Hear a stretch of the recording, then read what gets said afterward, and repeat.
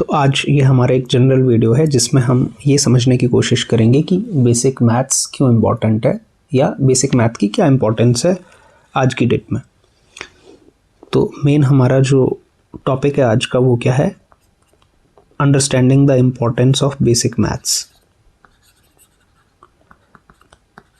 ठीक है, basic mathematics की जो इम्पोर्टेंस है उसको समझने की हम कोशिश करेंगे। ये वीडियो किसके लिए इम्पोर्टेंट है? ये वीडियो पहली चीज़ जो भी हमारे जॉब्स की तैयारी करते हैं लोग, जो भी लोग जॉब्स की तैयारी करते हैं, चाहे गवर्नमेंट जॉब्स की तैयारी करते हैं चाहे प्राइवेट जॉब्स की तैयारी करते हैं, उनके लिए इम्पोर्टेंट है एक तो। दूसरा स्टूडेंट्स के लिए इम्पोर्टेंट है। स्टूडेंट्स हमारे या तो रेगुलर स्टूडेंट्स हैं, चाहे स्कूल जाने वाले स्टूडेंट्स, जो हमारे रेगुलर स्टूडेंट्स जो भी हैं हमारे 6 to 10th 11th 12th, जिनको भी लगता है कि उनको बेसिक मैथ सीखना है, खासकर 6 to 10th लेवल के। ठीक है, इसके ऊपर भी जिनका बेसिक मैथ कमज़ोर है उनके लिए इम्पोर्टेंट रहने वाला है। और दूसरा जो है, जो बच्चे एंट्रेंस की तैयारी करते हैं, कई तरह के हमारे पास पेपर होते हैं अच्छे इंस्टीट्यूट्स में जाने के लिए, जैसे सैनिक स्कूल हो गया, मिलिट्री स्कूल हो गया, मिलिट्री कॉलेज, नवोदय का पेपर। तो जो इस तरह की तैयारी भी करते हैं बच्चे, उनके लिए और ज़्यादा इम्पोर्टेंट है। तीसरा इम्पोर्टेंट है ये वीडियो पेरेंट्स के लिए। ऐसे पेरेंट्स जिनके बच्चे छोटी क्लासेस में, जिनके बच्चे 6 to 10th में, उनके लिए भी ये समझना बहुत ज़रूरी है कि बेसिक मैथ की क्या इम्पोर्टेंस है आज की डेट में। तो फर्स्ट हमारे पास क्या है, mathematics the foundation of modern success, building competence for competitive exams and beyond. सिर्फ कॉम्पिटिटिव एग्जाम्स के लिए ही इम्पोर्टेंट नहीं है, उसके आगे उसके अलावा भी इम्पोर्टेंट है। ठीक, आज की डेट में हम मैथ्स को एज अ ऑप्शनल सब्जेक्ट नहीं देख सकते, क्योंकि लगभग ये हमारे लिए डे टू डे लाइफ में इम्पॉर्टेंट है। और एग्ज़ाम्स तो हम जो भी देंगे वो शायद ही कोई एग्ज़ाम हो जहाँ पे मैथ्स और रीजनिंग की इम्पोर्टेंस नहीं आ रही है आज की डेट में। ठीक है, मैक्सिमम एग्ज़ाम्स में ये देखने को मिल रहा है। फिर नेक्स्ट हमारे पास है कि मैथमेटिक्स क्या है, एक यूनिवर्सल लैंग्वेज है। कई साइंटिस्ट्स ऐसे कहते थे कि ये एक तरह से लैंग्वेज ऑफ गॉड है। ऐसा कुछ स्टेटमेंट्स दिए जाते हैं साइंटिस्ट के द्वारा। कुछ साइंटिस्ट्स कहते थे कि ये क्या है, ये पोइट्री है, पोइट्री ऑफ लॉजिकल रीजनिंग। ये लॉजिकल जो रीजनिंग है या हमारे लॉजिकल जो आइडियाज़ हैं, बेटर हम बोलें कि लॉजिकल जो आइडियाज़ हैं उनकी एक पोइट्री है एक तरह से। कई ये कहते थे कि ये म्यूज़िक है, म्यूज़िक ऑफ रीज़न। ठीक है, रीजनिंग का म्यूज़िक है कुछ। ये तो चलो फिलोसॉफिकल बातें हो गई, कहने की बातें, तो अलग अलग तरह से इसको डिस्क्राइब करते हैं। हमारा क्या है, हमने ये डिस्कस करना है कि बेसिक मैथ क्यों इम्पोर्टेंट है, क्यों मैटर करता है। ठीक, ये यूनिवर्सल लैंग्वेज है। ठीक है, यूनिवर्सल लैंग्वेज है, हर जगह इसकी इम्पोर्टेंस है और बहुत ज़्यादा इम्पोर्टेंस है, सेम तरह से चलता है सब जगह। इससे क्या होता है, हमारी क्रिटिकल थिंकिंग बढ़ती है, हमारी critical thinking, analytical thinking, problem solving, ये सब इन्हेंस होती है और नए अपॉर्चुनिटीज़ हमें बढ़ते हैं, अनलॉक होते हैं, नए अपॉर्चुनिटीज़ मिलते हैं। फिर आगे भी हमारे लिए बहुत सारी चीज़ों में ये इम्पॉर्टेंट है। इससे हमारे करियर एडवांसमेंट में हेल्प मिलता है।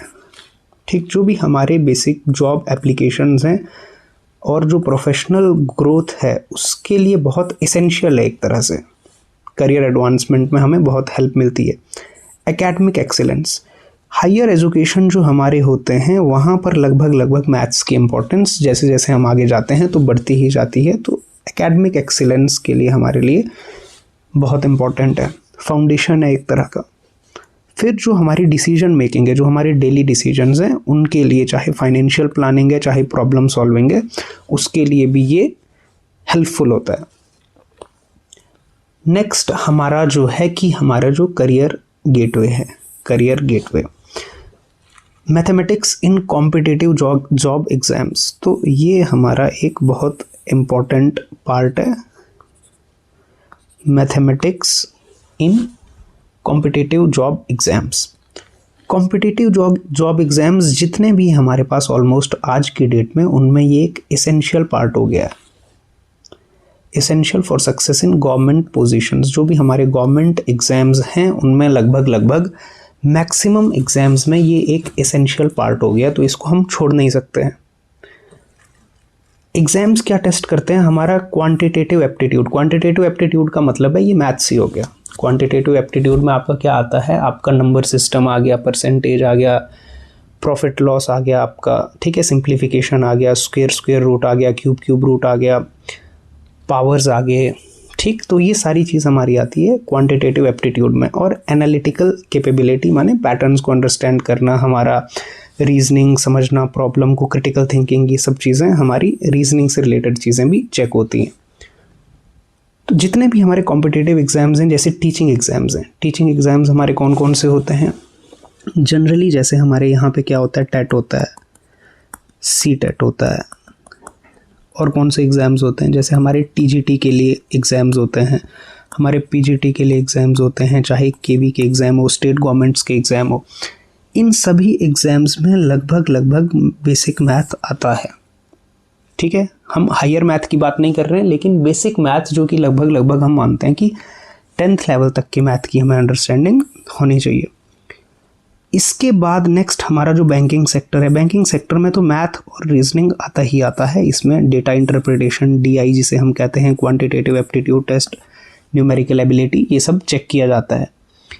एसएससी के जो एग्ज़ाम्स हैं इनमें भी बेसिक मैथ आता है, इसमें एडवांस कैलकुलेशंस भी होते हैं और बेसिक मैथ भी होता है। नेक्स्ट हमारे जैसे पुलिस का एग्ज़ाम हो गया, पुलिस रिक्रूटमेंट, तो इसमें भी बेसिक मैथ और बेसिक रीजनिंग आती है। आर्मी का एग्ज़ाम हो गया, सेम, उसमें बेसिक मैथ, बेसिक जो रीजनिंग है वो आती है।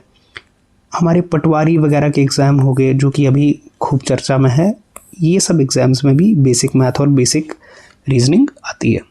तो हमारे लगभग गवर्नमेंट सेक्टर के जितने भी एग्ज़ाम्स हैं, अगर हमें उनकी तैयारी हम कर रहे हैं या हम उसमें जॉब लेना चाहते हैं, तो हमारे लिए बेसिक मैथ समझना बहुत ही ज़रूरी है। इसको समझे बिना जॉब क्रैक करना बहुत ही मुश्किल हो सकता है। फिर हमारे पास अगर इसके अलावा अगर कुछ और भी कोई जॉब्स होंगे तो उनमें भी मैक्सिमम जॉब्स में बेसिक मैथ्स की अंडरस्टैंडिंग हमारी इम्पॉर्टेंट है ही है, वो हमें सीखनी पड़ेगी या आनी चाहिए। जो हमारी प्रीमियर एजुकेशन है, प्रीमियर एजुकेशन मतलब अगर अच्छे इंस्टीट्यूट्स में हमने जाना है तो उसके लिए एक गेटवे है, ये उसके लिए भी हमारा क्या है, एक गेटवे है। जितने भी हमारे एलीट इंस्टीट्यूशंस होते हैं वहाँ पे मैथ के एप्टीट्यूड का होना बहुत ही ज़रूरी है, क्योंकि जो वो टेस्ट लेंगे उसमें ये बहुत इंपॉर्टेंट होगा। इनसे होता क्या है, जब प्रीमियर इंस्टीट्यूशंस का फ़ायदा क्या होता है, इनसे फ़ायदा ये होती है कि आपको बेटर इन्वायरमेंट मिलता है, बेटर अपॉर्चुनिटीज़ मिलती हैं, तो जो हमारे सक्सेस के चांसेस हैं या आगे ग्रोथ के चांसेस हैं वो बढ़ जाते हैं, क्योंकि अच्छी फैसिलिटीज़ मिलेंगी, अच्छा माहौल मिलेगा। तो इसी के लिए सारी फाइट होती है, तो लोग वहाँ पर अपने बच्चों को पढ़ाना चाहते हैं, छोड़ना चाहते हैं, और कंपैरेटिवली आपका जो एक्सपेंसेस होते हैं, पैसा भी लगता है, वो प्राइवेट के मुकाबले, सेम अगर इक्वल लेवल का प्राइवेट इंस्टीट्यूट होगा तो उसके मुकाबले कम लगते हैं।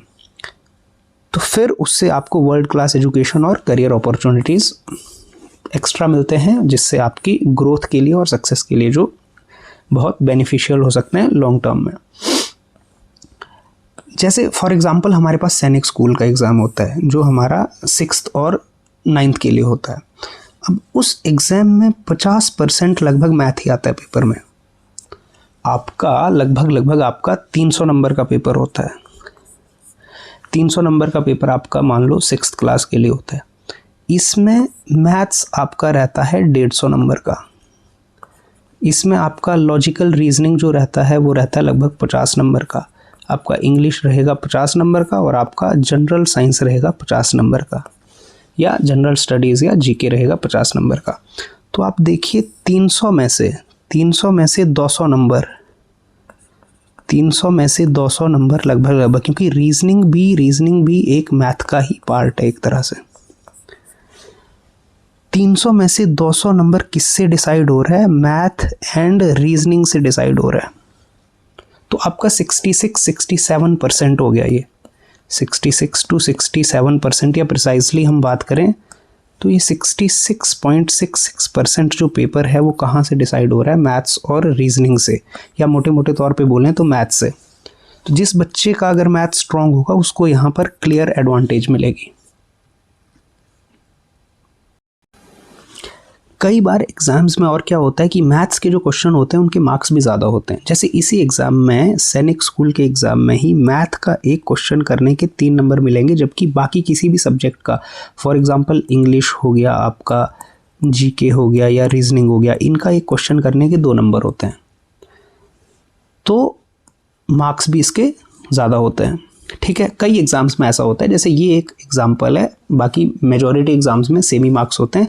लेकिन मेन क्या है हमारा कि ये इंपॉर्टेंट है, बेसिक मैथ समझना हमारा 10th लेवल का मैथ आना आज की डेट में एसेंशियल है, उसको हम ऑप्शनल ट्रीट नहीं कर सकते।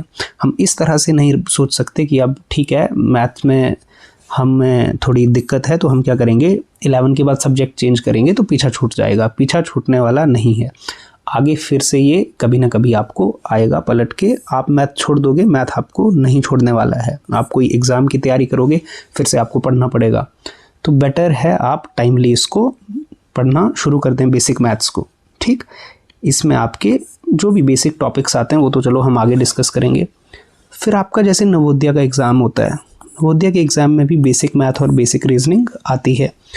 आपका मिलिट्री स्कूल का एग्ज़ाम होता है, मिलिट्री स्कूल के एग्ज़ाम में भी बेसिक मैथ बेसिक रीजनिंग आती है। फिर आपका मिलिट्री कॉलेज का जो एग्ज़ाम हो गया उसमें थोड़ा एडवांस मैथ आता है। ठीक है, बेसिक लेवल से सैनिक स्कूल और मिलिट्री स्कूल के मैथ से थोड़ा एडवांस मैथ होता है उसमें, और उसमें भी रीजनिंग और मैथ की इंपॉर्टेंस है। फिर हमारे पास नीचे क्या लिखा है, success factor, strong math foundations increase admissions likelihood by 3 times। अगर किसी बच्चे का मैथ स्ट्रॉन्ग है तो उसकी ये जो हमारे क्या हैं प्रीमियर इंस्टीट्यूशंस हैं, इनमें एडमिशन के चांसेस लगभग 3 times ज़्यादा होते हैं एक नॉर्मल बच्चे से। ठीक, तो हमें स्ट्रॉन्ग मैथ फाउंडेशन पे काम करना चाहिए टाइम से। नेक्स्ट है हमारा मैथमेटिकल फाउंडेशन इन साइंस। अब साइंस के जो भी हमारे सब्जेक्ट्स हैं, देखो साइंस के सब्जेक्ट्स हमारे जैसे फिज़िक्स है, फिज़िक्स में बिना मैथ के काम चलेगा नहीं। इसीलिए जब भी बच्चा जब 11th में जाता है तो 11th में उसको स्टार्टिंग में सिलेबस शुरू करने से पहले क्या पढ़ाया जाता है, उसको मैथमेटिकल टूल्स पढ़ाया जाता है।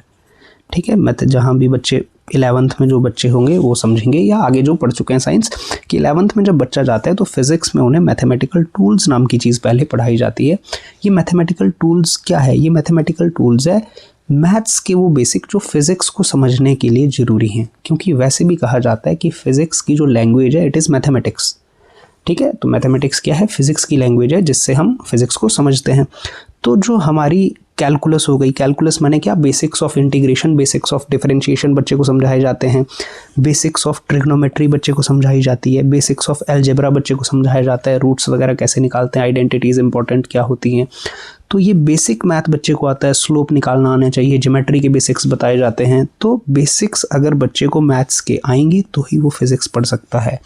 चाहे आप अगर मैथ ना भी रखो, आप मेडिकल साइड में भी जाते हो, तो भी आपको फिज़िक्स समझने के लिए मैथमेटिक्स आपका अच्छा होना ज़रूरी है।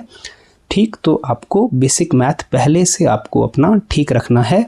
ये सोच नहीं रखनी है बच्चे को, कभी भी ये नहीं बताना है क्योंकि 10th के बाद तो मेडिकल ले लेंगे तो मैथ का कोई ज़रूरत नहीं है, मेडिकल भी ले लेंगे तो भी मैथ की बहुत ज़रूरत है। बेसिक मैथ आना ही चाहिए, उतनी हमारी लॉजिकल एबिलिटी, एनालिटिकल थिंकिंग जो भी है, प्रैक्टिस हमारी मैथ की होनी चाहिए। ठीक, नहीं तो आपको सब्जेक्ट समझने में दिक्कत होगी और बच्चा बहुत स्ट्रगल करता है फिर सब्जेक्ट्स में। फिर केमिस्ट्री है, आपकी केमिस्ट्री जो फिजिकल पार्ट ऑफ केमिस्ट्री है या और भी केमिस्ट्री है, केमिस्ट्री में आपकी कैलकुलेशन रहेंगी, मोल कॉन्सेप्ट आप पढ़ोगे, आप पीएच के कैलकुलेशंस करोगे, रिएक्शन रेट कैलकुलेट करोगे, इक्वेशन के केमिकल काइनेटिक्स पढ़ोगे आप। ठीक है, आप इक्विलिब्रियम पढ़ोगे, थर्मोडाइनमिक्स पढ़ोगे, इस सब में बहुत कैलकुलेशंस होती हैं और बहुत मैथ यूज़ होता है, तो बेसिक मैथ आना ही चाहिए। इंजीनियरिंग तो टोटली उसमें तो मैथ्स बहुत होता ही है। ठीक है, तो उसमें तो है ही है सारा। फिर नीचे क्या लिखा हुआ है, नीचे लिखा है mathematics is the alphabet with which God has written the universe, Galileo Galilei. तो ऊपर भी हमने बात की कि अलग अलग साइंटिस्ट अपने व्यूज़ रखते हैं। कोई कहता है लैंग्वेज ऑफ गॉड है, कोई कहता है ये पोइट्री ऑफ रीज़न है, कोई कहता है ये म्यूज़िक ऑफ रीज़न है। ठीक है, तो ये इनके अपने अपने व्यूज़ हैं मैथ्स को लेके, कि बेसिकली ये सिग्निफाई करने की कोशिश कर रहे हैं कि भाई बहुत इम्पोर्टेंट ये चीज़ है। ठीक है, फिर नेक्स्ट हमारे पास क्या है, बिजनेस इंटेलिजेंस। बिजनेस इंटेलिजेंस चाहे इकोनॉमिक्स है, अकाउंट्स है, आपका बिजनेस एप्लीकेशंस है, इनमें अब क्योंकि डेटा ज़्यादा यूज़ होता है तो डेटा की बातें होती हैं, तो डेटा को इंटरप्रेट करने के लिए, उसको समझने के लिए हमारे को क्या चाहिए, हमारे को बेसिक मैथ की अंडरस्टैंडिंग चाहिए। तो मैथमेटिकल स्किल्स हमारे को चाहिए इसमें, ठीक है। क्वांटिटेटिव एनालिसिस करना आना चाहिए स्ट्रेटेजिक डिसीजंस के लिए, assessing risk and gaining competitive advantage. फिर हमारे पास दिया भी है स्टैटिस्टिकल एनालिसिस जो भी है, market research, trend forecasting, quality control. Basically हमारे पास बिजनेस में, इकोनॉमिक्स में और जो भी अकाउंट्स है उसमें भी मैथ्स का इंपॉर्टेंट रोल है, क्योंकि नंबरों से लेना देना है, ग्राफ से लेना देना है, डेटा से लेना देना है। फाइनेंशियल प्लानिंग, ये सारी कैलकुलेशंस ही होती हैं, चाहे इन्वेस्टमेंट रिटर्न्स हैं, लोन, बजट, कुछ भी है, फाइनेंस से related, profit loss, investment loan, ये सब, इंटरेस्ट। तो मैथ्स का बेसिक अंडरस्टैंडिंग होना इसके लिए भी ज़रूरी है। डेटा इंटरप्रिटेशन, डेटा को समझना, पैटर्न्स को समझना, ठीक है, प्रिडिक्ट करना, परफॉर्मेंस मैट्रिक्स, बिजनेस इंटेलिजेंस, ठीक है। फिर उसके बाद हमारे पास कुछ ये फैक्ट्स दिए हुए हैं कि 73% business role jobs requiring quantitative skills, 2.5 times salary premium, higher earnings for math proficient. तो मैथ की प्रोफिशिएंसी जो है आपको वो एडवांटेज दे सकती है आपकी जॉब्स में। बेसिक ये है कि आपकी मैथ प्रोफिशिएंसी अगर अच्छी है तो आपको जॉब्स में एडवांटेज मिल सकता है, ठीक है। ये सबका यही मतलब है। फिर नेक्स्ट क्या है, टेक्नोलॉजी एंड डिजिटल लिटरेसी। तो टेक्नोलॉजी में भी मैथ्स का काफ़ी यूज़ होता है। Digital revolution is fundamentally mathematical.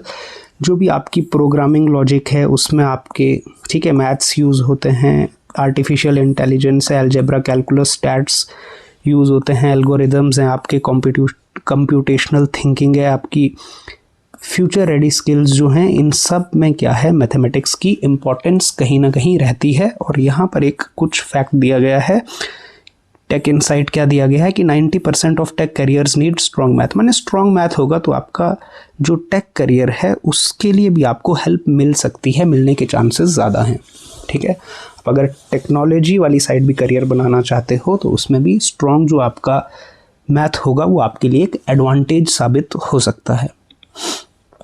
फिर नेक्स्ट है हमारे पास मेंटल मास्टरी। मेंटल मास्टरी में क्या है, critical thinking and problem solving. तो ये क्रिटिकल थिंकिंग और प्रॉब्लम सॉल्विंग तो मैथ से बढ़ती ही है, ठीक है। लॉजिकल थॉट हमारा ट्रेन होता है। फिर हमारे पास सिस्टमैटिक एनालिसिस स्किल्स आते हैं, क्रिएटिव प्रॉब्लम सॉल्विंग आती है और बहुत सारे लाइफ स्किल्स में हमें हेल्प मिलती है, ठीक।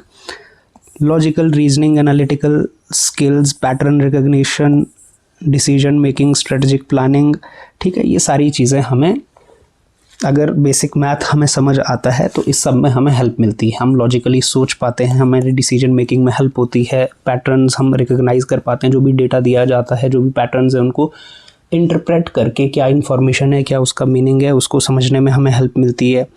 एनालिटिकल स्किल्स जो है हमारी, या क्रिटिकल थिंकिंग जो है उसमें हमें हेल्प मिलती है और प्लानिंग करने में भी हेल्प मिलती है। फिर हमारे पास क्या है, इससे मेंटल डिसिप्लिन डेवलप होता है और shapes approach to life's challenges in general हमें, ठीक है, डे टू डे लाइफ में इसके जो बेनिफिट्स हैं। फिर हमारे पास है ग्लोबल कम्पिटिटिवनेस। तो ये ज़रूरी है आज की डेट में, ये बहुत ज़रूरी है। मैथमेटिकल लिटरेसी एक मस्ट चीज़ है आज की डेट में। It drives national progress and individual prosperity, ठीक है, अपने लिए भी और नेशनल प्रोग्रेस के लिए भी फ़ायदेमंद है। इंटरनेशनल स्टैंडर्ड्स क्या लिखा है, PISA रैंकिंग। PISA रैंकिंग्स हमारे पास क्या होती हैं, कुछ देखो ये क्या होती है, इंटरनेशनल स्टूडेंट असेसमेंट होती है एक तरह से, है ना। कुछ प्रोग्राम होता है, program for international student assessment, जिसमें ये देखा जाता है कि बच्चे की जो स्किल्स हैं या जो नॉलेज है related to science and mathematics, ये सब चेक किया जाता है। तो उसमें भी कहता है जो भी लर्निंग, बच्चे की लर्निंग स्किल्स हैं या नॉलेज है उसको इंटरनेशनल असेसमेंट एक है, स्टूडेंट असेसमेंट, तो उसमें भी कहता है कि जो मैथ्स की प्रोफिशिएंसी है वो डायरेक्टली रिलेटेड है। फिर हमारे पास इकोनॉमिक ग्रोथ जो है, ठीक है, इकोनॉमिक ग्रोथ में हेल्प मिलती है अगर कोई मैथ्स लिटरेसी अच्छी है किसी नेशन की तो। उसके बाद इनोवेशन लीडरशिप, इनोवेशन में भी हमें हेल्प मिलती है। जो मैथमेटिकल एजुकेशन है वो टेक्नोलॉजिकल एडवांसमेंट के लिए और रिसर्च के लिए क्या है, काफ़ी हेल्पफुल है। कॉम्पिटिटिव एडवांटेज, कॉम्पिटिटिव एडवांटेज, जो भी आदमी मैथ स्किल्ड है उसको कॉम्पिटिटिव एडवांटेज एक्स्ट्रा मिलने के चांसेस बढ़ जाते हैं, ठीक है। हाई वैल्यू इंडस्ट्रीज़ और जो भी है उसको बेसिकली उसकी कॉम्पिटिटिव एडवांटेज ज़्यादा है जिस आदमी के पास मैथ्स स्किल है, जो मैथ प्रोफिशिएंट है। आगे फिर हमारे पास कुछ डेटा दिया गया है जो स्टेम कैरियर्स हैं। स्टेम कैरियर्स क्या होते हैं? स्टेम कैरियर्स का मतलब होता है साइंस टेक्नोलॉजी आपके पास, और क्या आ गया, मैथमेटिक्स आ गया, एम, और ई इंजीनियरिंग, ठीक है, ऐसा कुछ है। साइंस टेक्नोलॉजी इंजीनियरिंग मैथमेटिक्स, इनको स्टेम कैरियर्स बोलते हैं शॉर्ट में, और इसमें एडवांस मैथ की ज़रूरत लगभग रहती है। हाई इनकम जॉब्स में क्वांटिटेटिव स्किल्स की ज़रूरत के चांसेस ज़्यादा हैं, ये आपको बेनिफिशियल हो सकता है 67%। ऐसे ये डेटा है, कोई इतना वो बिल्कुल परफेक्ट नहीं, लेकिन रहता है, उसका एडवांटेज हो सकता है। Future jobs will require mathematical skills, तो फ्यूचर में भी मैथमेटिकल स्किल्स की इंपॉर्टेंस रहने के चांसेस हैं। फिर इसके बाद क्या है? Your mathematical journey starts now. तो पहला क्या है आपके पास कि मैथमेटिकल फाउंडेशंस को अपनी क्या करना है, हमें स्ट्रेंथ करने की कोशिश करनी है, हमें उनको धीरे धीरे निखारते रहना है, उस पर काम करते रहना है। प्रॉब्लम्स को सॉल्व करते रहेंगे, क्योंकि मैथ्स कैसे सीखा जाता है? प्रॉब्लम्स को सॉल्व करके। जितना प्रॉब्लम्स को सॉल्व करते रहते हैं उतना हमें आगे हमारा फ्लो बनता जाता है। Master concept to open new opportunities, तो कुछ कुछ चीज़ें सीखते जाएंगे, जैसे जैसे सीखते जाएंगे तो नई अपॉर्चुनिटीज़ हमारे लिए ओपन होती जाएंगी। फर्स्ट क्या है? मास्टर द बेसिक्स, बेसिक्स को मास्टर करना है। जो भी हमारा बेसिक मैथ है, बेसिक मैथ की ही हम ज़्यादा बात कर रहे हैं, एडवांस मैथ की नहीं। बेसिक मैथ बहुत इंपॉर्टेंट है, उसके बिना काम नहीं चलने वाला है। जैसे अरिथमेटिक, फ्रैक्शन, डेसिमल, परसेंटेज, और भी हमारे आगे टॉपिक आगे profit loss, compound interest, simple interest, इनकी बहुत ज़रूरत है। फिर नेक्स्ट क्या है? दूसरा, प्रैक्टिस डेली। पहला क्या है? बेसिक्स को हमने क्या करना है? मास्टर करने की कोशिश करनी है, सीखने की कोशिश करनी है। फिर डेली प्रैक्टिस करनी है। क्यों? क्योंकि डेली प्रैक्टिस, क्या लिखा है? Consistency over intensity. ये कंसिस्टेंसी ही सबसे इम्पॉर्टेंट चीज़ है, कंसिस्टेंसी। इसके बिना डेली का डेली काम करना पड़ेगा। ऐसा नहीं है इंटेंसिटी, इंटेंसिटी का मतलब है कि एक दिन 10 घंटे मेहनत की और 4 दिन सोए रहे। कंसिस्टेंसी का मतलब है रोज़ 2 घंटे मेहनत करेंगे, रोज़ 1 घंटा मेहनत करेंगे, लेकिन डेली करेंगे, थोड़ी थोड़ी मेहनत करेंगे, डेली करेंगे, उससे रिजल्ट्स आएंगे। जैसे 10-15 प्रॉब्लम दिन के रोज़ किए, ये नहीं कि 100 प्रॉब्लम एक दिन किया और 6 दिन छुट्टी कर ली। फिर नेक्स्ट हमारे पास क्या है? Apply concepts.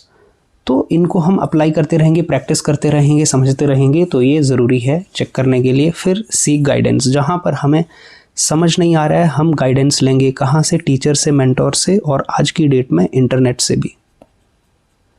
टीचर हो गए, आपके मेंटोर्स हो गए, और इंटरनेट सबसे इम्पॉर्टेंट एक आज की डेट का रिसोर्स है, ठीक। और quality resources, quality educational resources को यूज़ करेंगे। ये भी बहुत ज़रूरी है आइडेंटिफाई करना कि कौन से रिसोर्सेज हैं जहाँ से हेल्प लेनी चाहिए, क्योंकि आज की डेट में ये भी एक बहुत बड़ा डिस्ट्रैक्शन है कि सोर्सेज बहुत ज़्यादा अवेलेबल हैं, तो आपको क्वालिटी एजुकेशनल रिसोर्सेज खुद आइडेंटिफाई करने पड़ेंगे।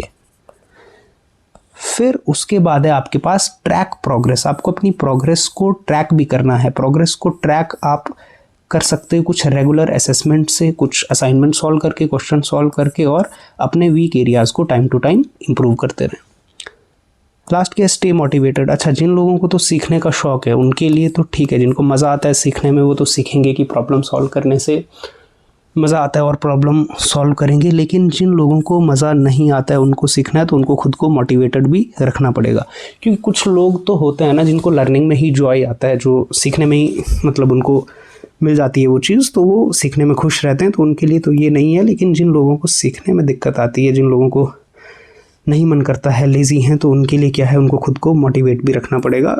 जैसे सेलिब्रेट स्मॉल विक्ट्रीज़, और कुछ लॉन्ग टर्म विजन रखना पड़ेगा कि क्यों करना है, देख के कि अच्छा ये करना है, इसको सीखना पड़ेगा, तो ही ये होगा।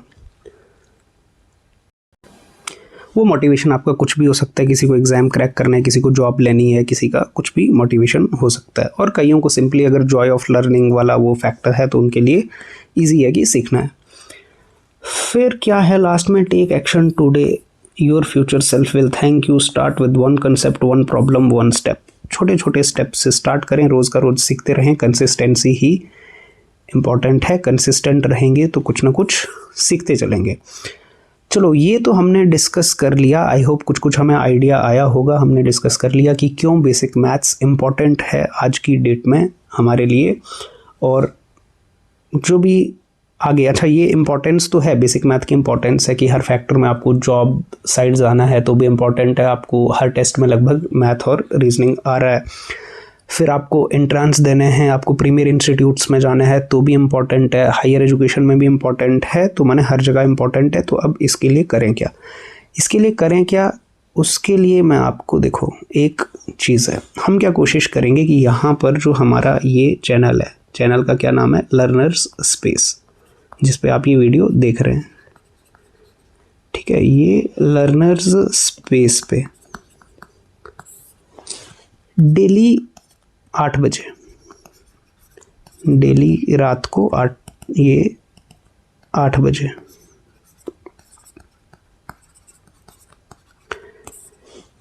एक वीडियो अपलोड करेंगे, डेली रात को 8 बजे एक वीडियो, ठीक है, एक वीडियो अपलोड करेंगे बेसिक मैथ का, सिस्टेमैटिक टॉपिक वाइज, कुछ ना कुछ टॉपिक होगा उसमें, एक वीडियो होगा, टॉपिक होगा या प्रॉब्लम प्रैक्टिस होगी, पहले कॉन्सेप्ट्स होंगे फिर ही प्रॉब्लम प्रैक्टिस होगी। तो डेली रात को 8 बजे एक वीडियो आएगा, ठीक है, उसकी लेंथ कुछ भी हो सकती है डिपेंडिंग अपॉन द टॉपिक। तो उसमें हम मैथ का कोई बेसिक, जैसे फॉर एग्जांपल हमने पहली वीडियो में मान लो फॉर एग्जांपल हमने नंबर सिस्टम डिस्कस कर लिया, ऐसे ही कुछ भी डिस्कस करेंगे। तो नंबर सिस्टम मान लो हम डिस्कस करते हैं, तो नंबर सिस्टम के बेसिक्स कुछ कवर करेंगे, उसके एग्जांपल के थ्रू उसको समझने की कोशिश करेंगे। फिर अगला वीडियो आएगा जिसमें हम क्या हो सकता है कुछ प्रॉब्लम्स डिस्कस करें कि जो भी हमने पिछली वीडियो में पढ़ा है मिक्स करके जो भी टॉपिक्स पढ़े होंगे उनके प्रॉब्लम डिस्कस करेंगे, और सो ऑन, ऐसे करते करते हम लगभग बेसिक मैथ कोशिश करेंगे कि करते जाएंगे, जो भी टॉपिक हमें लगते जाएंगे उसको कवर कर लेंगे। ये टॉपिक्स तो रहेंगे ही रहेंगे कि नंबर सिस्टम है, सिंप्लीफिकेशन है, स्क्वायर रूट, क्यूब रूट है, पावर्स एंड एक्सपोनेंट्स है, आपका परसेंटेज है, प्रॉफिट लॉस है, सिंपल इंटरेस्ट, कंपाउंड इंटरेस्ट है ना, वर्क टाइम है, स्पीड टाइम डिस्टेंस है, तो ये सब टॉपिक्स तो होंगे ही होंगे। तो ये वीडियो किस किस के लिए इम्पोर्टेंट हो सकता है, किस किस को देखने से हेल्प हो सकती है, अच्छा जिनको है कि उनको बेसिक मैथ सीखने की ज़रूरत है उन सभी के लिए हेल्पफुल है। जैसे हमारे पास एक तो हमारे जो जॉब्स की तैयारी कर रहे हैं, अगेन जो भी लोग हमारे जॉब्स की तैयारी कर रहे हैं, चाहे तैयारी कर रहे हैं हमारे जॉब्स की, टीचिंग के जॉब्स हैं, ठीक है, टीचिंग के जॉब्स आपके हैं, टीचिंग से रिलेटेड और कौन से जॉब्स हैं, जैसे आपका क्या है कि ये HP, ये पुलिस के एग्ज़ाम्स होते हैं, फिर आपका जैसे पटवारी का है, आर्मी का है, ठीक है, और भी जो भी आपके जॉब्स हैं, चाहे प्राइवेट हैं आपके, चाहे आपके सरकारी जॉब हैं, जो भी जॉब की तैयारी करते हैं उनके लिए बेनिफिशियल हो सकते हैं, वो इसको फॉलो कर सकते हैं, देख सकते हैं। दूसरा जो है, दूसरे हमारे जो स्टूडेंट जो एंट्रेंस होते हैं, एंट्रेंस एग्जाम्स होते हैं, एंट्रेंस एग्जाम्स होते हैं, जैसे हमारे पास एक तो आपके ये टेट सीटेट हो गए, है ना, ये तो उसमें आते ही हैं। दूसरे हमारे पास जैसे ये सैनिक स्कूल है, कोई बच्चा है जो सैनिक स्कूल की तैयारी कर रहा है, जैसे हमारे पास ये मिलिट्री स्कूल है, इसकी तैयारी कर रहा है कोई बच्चा नवोदया के पेपर की तैयारी कर रहा है कोई बच्चा, और इस तरह के जो एंट्रेंस एग्जाम्स हैं इनकी कोई बच्चा तैयारी कर रहा है तो उनके लिए इम्पॉर्टेंट है, क्योंकि हम जो है वो सब कुछ यहाँ पर बिल्कुल बेसिक से, बिल्कुल ज़ीरो से स्टार्ट करेंगे। ज़ीरो माने बिल्कुल बेसिक से, जो भी कॉन्सेप्ट हम पिक करेंगे वो बिल्कुल ज़ीरो लेवल से पिक किया जाएगा, उसको डिस्कस किया जाएगा। तो कोई बच्चा अगर हमारे पास 6th स्टैंडर्ड का भी अगर देखे, कोई बच्चा 7th स्टैंडर्ड का देखे, 8th 9th 10th किसी भी स्टैंडर्ड का देखे, या कोई एक बच्चा जो पढ़ाई पूरी कर चुका है, जॉब की तैयारी कर रहा है, वो भी देखे, तो सबके लिए बेनिफिशियल होगा। ज़ीरो से लेकर जो भी हम जितना हमें डिस्कस करना चाहिए बेसिक मैथ में वहाँ तक हम डिस्कस करेंगे, ठीक। तो ये है जॉब वालों के लिए इम्पॉर्टेंट है, जो तैयारी कर रहे हैं एंट्रेंस की उनके लिए भी इम्पॉर्टेंट है। और इसके बाद हम देखेंगे नेक्स्ट वीडियो में, जो भी नेक्स्ट वीडियो होगा उसमें हम बात करेंगे अपने पहले टॉपिक की। होपफुली वो नंबर सिस्टम ही हो, ठीक है। तो आई होप आपको ये वीडियो देख के कुछ थोड़ा थोड़ा आइडिया लगा होगा कि क्यों बेसिक मैथ इंपॉर्टेंट है। आज की डेट में हमें सीखना चाहिए इसको, और सीखना पड़ेगा यदि हम कुछ तैयारी कर रहे हैं किसी भी तरह की, ठीक है। तो मिलेंगे अब हम नेक्स्ट वीडियो में ही मिलेंगे। Thank you.